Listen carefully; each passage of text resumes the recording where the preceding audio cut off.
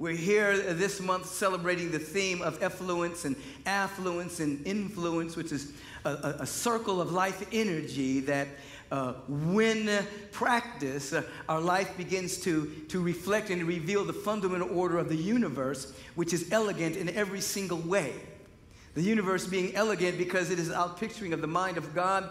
It is elegant in the fact that it never wastes energy. It is the first recycling plant that takes energy and recycles it to higher or lower frequencies depending on what's needed.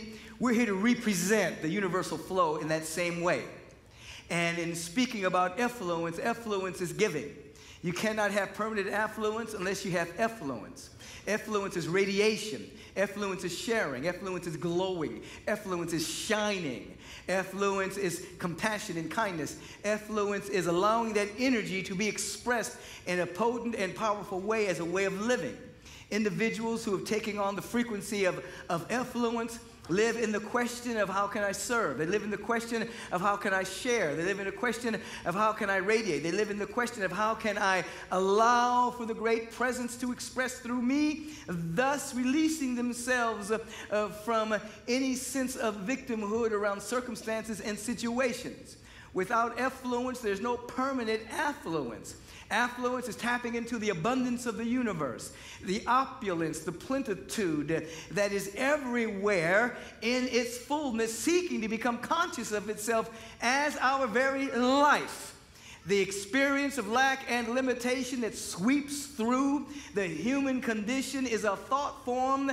It is a virus. It is a part of the mental contagion that individuals have gotten caught up and swept up in until it has become an absolute belief in the human experience. Where there is effluence, there becomes affluence, and then there becomes vibrational influence. We looked at last week, we looked at effluence and affluence as a full, complete breath. You can't have an inhalation without an exhalation, and you can't have an exhalation without an inhalation. Both of those are needed to be considered a full breath. Effluence and affluence are looked upon as a full cycle, so that ultimately, spiritually speaking, giving and receiving become one thing. There is a dynamic receptivity and a dynamic expression. Receptivity, expression, receptivity, expression, receptivity, expression. There is a complete cycle of effluence and affluence. And this affluence, this abundance, this harmonizing prosperity, this plenitude, this is not speaking about consumerism. It's not speaking about materialism. It is speaking about the divine ideas that flow unceasingly through the mind of God that inspires us to be more ourselves, to express ourselves, to cultivate our gifts, talents, and capacities so that we can reveal the presence of God everywhere we go and all that we're called to do.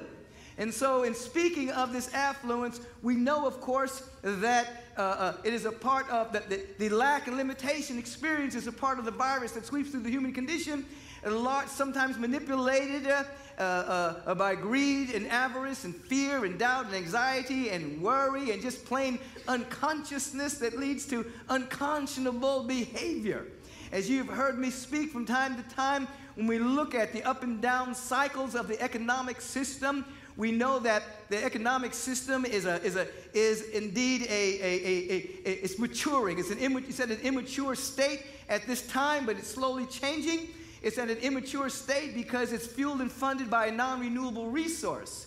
And because it's fueled and funded by a non-renewable resource, it goes up and down based on the fact that oil drives it, you see?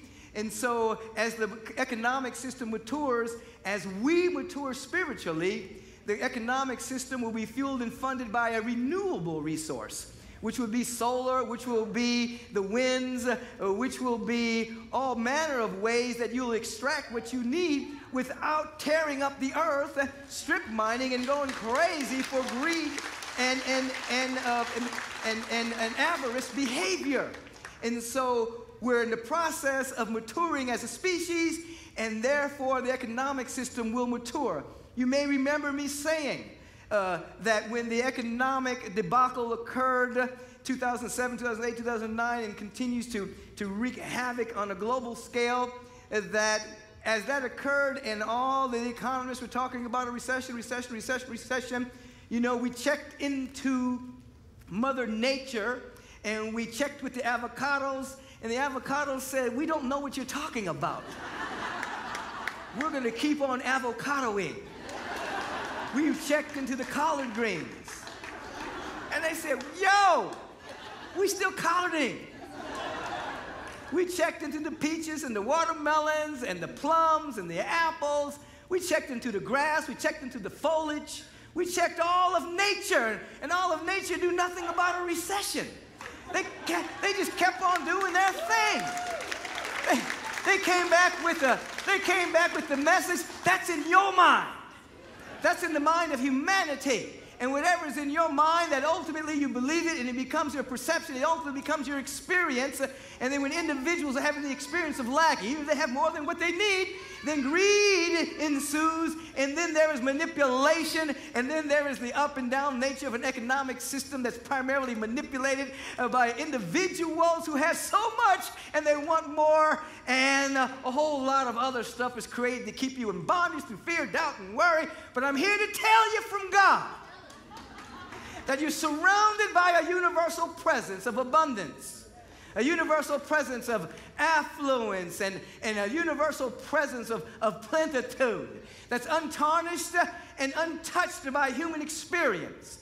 And as you begin to step into a higher order of questioning and living, and step into effluence, and you begin to step into asking, how can these hands express more good?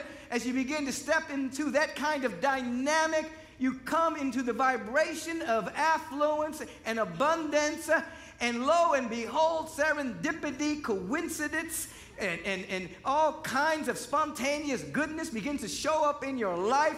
Out of nothing at all, that which you need begins to reveal itself.